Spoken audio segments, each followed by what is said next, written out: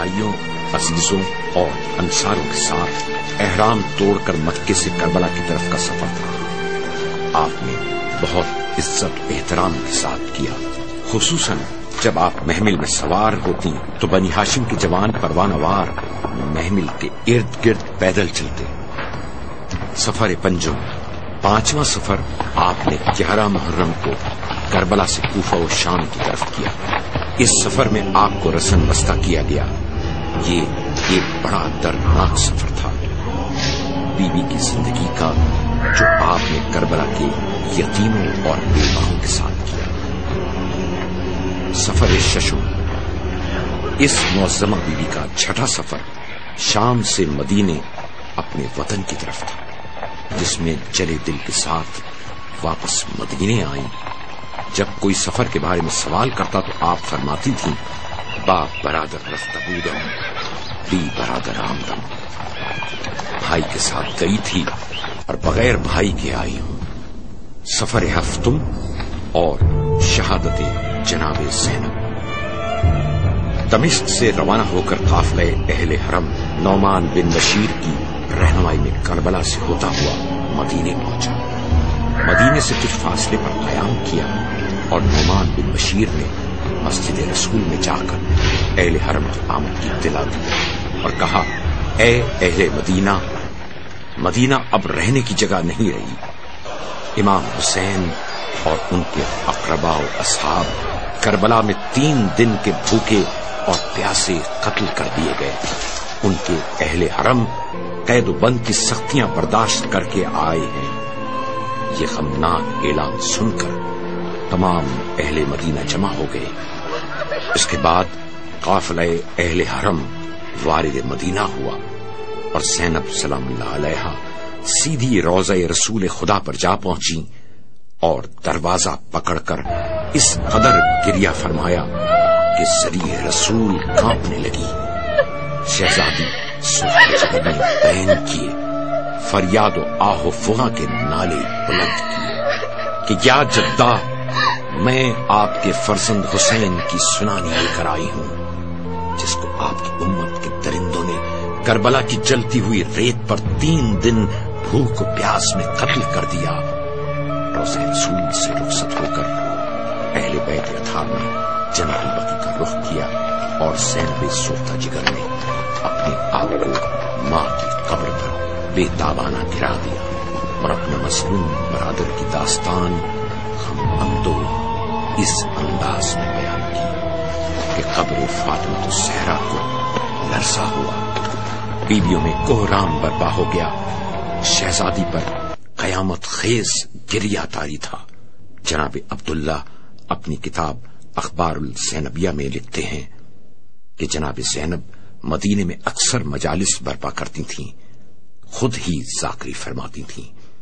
اس وقت کے حکام کو یہ گوارا نہیں تھا کہ واقعہ کربلا کھلم کھلا بیان کیا جائے، چنانچہ والی مدینہ عروہ بن سعید اشدق نے یزید کو لکھا کہ جناب زینب کی موجودگی لوگوں میں ہیجان پیدا کر رہی ہے۔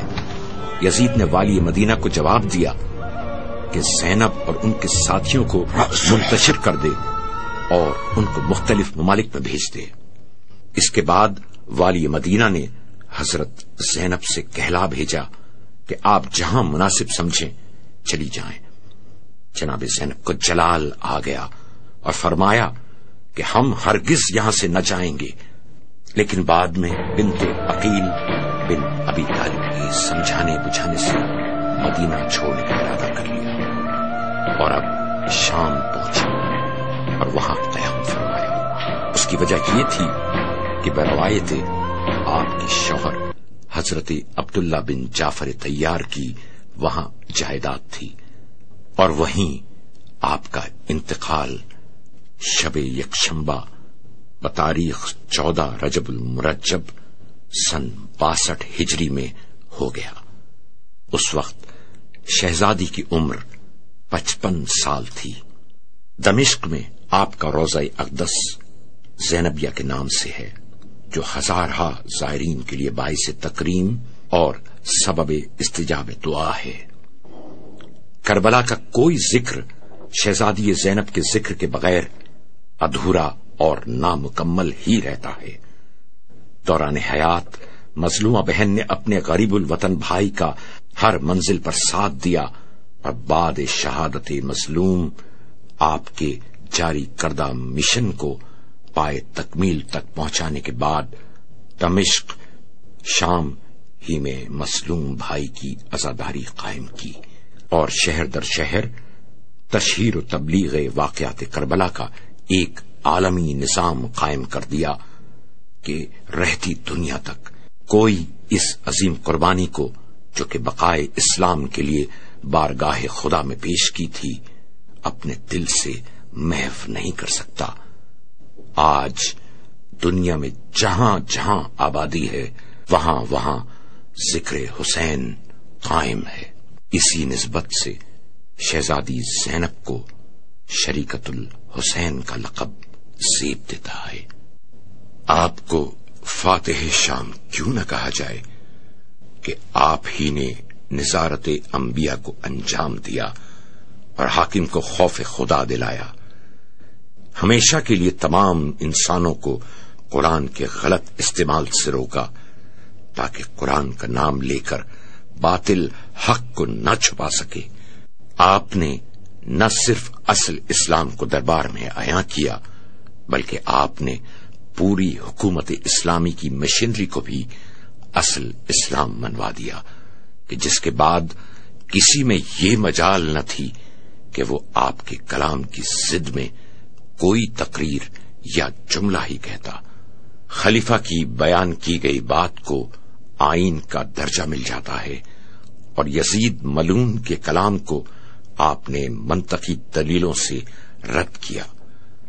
ایسے باطل آئین کی خلاف ورزی کر کے آپ نے آئین قرآن کی پاسداری کر کے رہتی دنیا کے لیے یہ پیغام دیا کہ بقا آئین خدا میں ہی ہے، اور انسانی آئین کی خدا کے آئین کے سامنے کوئی اوقات نہیں۔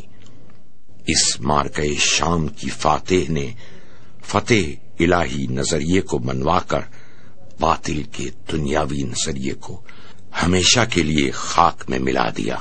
بیعت کا طلبگار یزید باپ سے بیعت نہ لے سکا تو بیٹے سے بندے ہاتھوں اور زنجیروں میں ہی بیعت کا مطالبہ کرتا، لیکن سلام ہے پاک بی بی کی ذات پر کہ یزید آپ کے خطاب سے بوکھلا گیا اور نہ بیعت لے سکا نہ امام کو نقصان پہنچا سکا۔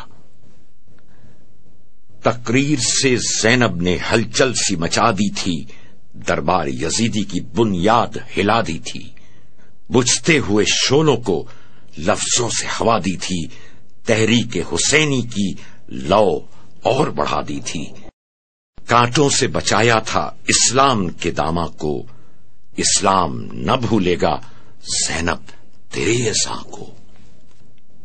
دربار میں قیدی جو ستم کھول رہے ہیں، تلواروں کو غصے میں عدو تول رہے ہیں، مصروف ہیں خطبے میں کچھ اس شان سے زینب، معلوم یہ ہوتا ہے علی بول رہے ہیں۔ ہر سو خبر ولادت زینب کی جو گئی، ظلمت کا پھر پتہ نہ لگا ایسی کھو گئی، کیوں کر نہ جگمگانے لگے فاطمہ کا گھر، اب دو چراغ ہو گئے ایک شمع ہو گئی۔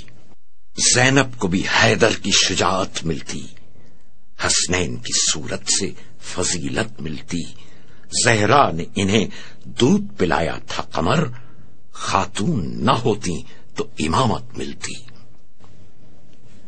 فردوس میں یہ حوریں نغمہ سنا رہی ہیں، زہرا کے گھر میں زینب تشریف لا رہی ہیں، بنت نبی کا سارا گھر یوں مہک رہا ہے، خوشبوئیں جیسے باغ جنت سے آ رہی ہیں، وارث بنا رہی ہیں اپنا ابھی سے شاید، وارث بنا رہی ہیں اپنا ابھی سے شاید، زینب کو اپنی چادر زہرا اڑا رہی ہیں، زینب کو اپنی چادر زہرا اڑا رہی ہیں۔ معزز سامعین کرام، السلام علیکم۔ شہید فاؤنڈیشن پاکستان کا نام اور کام یقیناً آپ کے لیے کسی تعریف اور تعارف کا محتاج نہیں ہے۔ یہ فاؤنڈیشن شہدائے ملت جعفریہ کے متعلقین کی داد رسی کے لیے عرصہ دراز سے انتہائی منظم اور پروقار طریقے پر سرگرم عمل ہے۔ یہ ایک بااختیار مرکزی و قومی ادارہ ہے جس کا کسی دوسری تنظیم یا ادارے سے کوئی تعلق نہیں ہے۔ ذمہ دار معززین پر مشتمل فاؤنڈیشن کی سینٹرل کمیٹی، دیانتدار اور فرشناس رضاکاروں پر مشتمل ورکنگ کمیٹی کی کارکردگی اور تمام مالی اور تنظیمی امور کی نگرانی و معاونت کرتی ہے۔ فاؤنڈیشن صرف شہداء اور ان کے خانوادوں ہی سے متعلق امور و خدمات سر انجام دیتی ہے۔ خانوادہ شہداء کی عزت نفس کو ہر حال میں ملحوظ و مقدم رکھا جاتا ہے اور